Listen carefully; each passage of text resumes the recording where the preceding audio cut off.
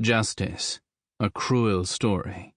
Written by Will Patching, narrated by Gary Furlong. So you're in for murder, then? The other convict squinted at Crewell over his skinny roll-up, the smoke burning his eyes, but he was too lazy to wave the acrid blue haze away. The cigarette bobbed in a soggy corner of his mouth as he spoke, his yellow-stained fingers testifying to two of his vices: his constant craving for nicotine and his lack of personal hygiene. Crewell, lounging back on his chair, one hand supporting his chin, the elbow propped on the narrow metal desktop that sprouted from the wall, considered his response.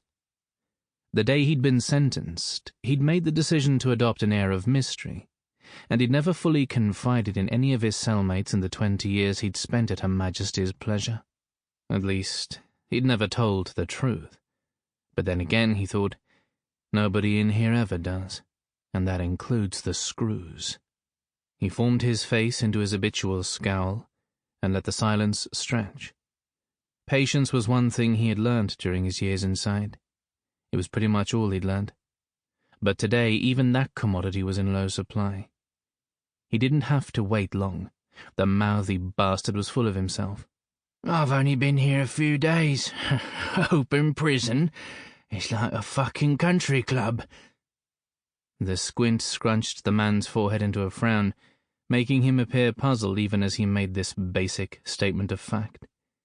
His head flicked left and right, as if checking to see if there was someone else in their cell listening in, before he leaned forward and whispered, You could just walk out of here and never come back. I might just shorten my sentence by 8 months and piss off early. This was not a new idea on the part of someone experiencing their first days of relative freedom at HMP Ford. During the last year, Crewell had heard many imbeciles yapping on about how lax the security was, how easy it would be to not return after a day on temporary release. Very few ever absconded, but like most of the wasters in here, Dybbuk was happy to let his mouth run off, even if his body would not.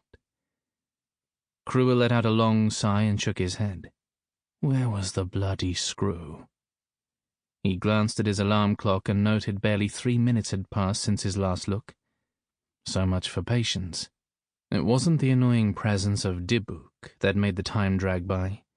It was the prospect of permanent freedom that was squeezing his heart, making his pulse skip and skitter. He burped, as if that would cure the pain behind his ribs, the stabbing indigestion that had been dogging him since his move to Ford. Sample complete. Ready to continue?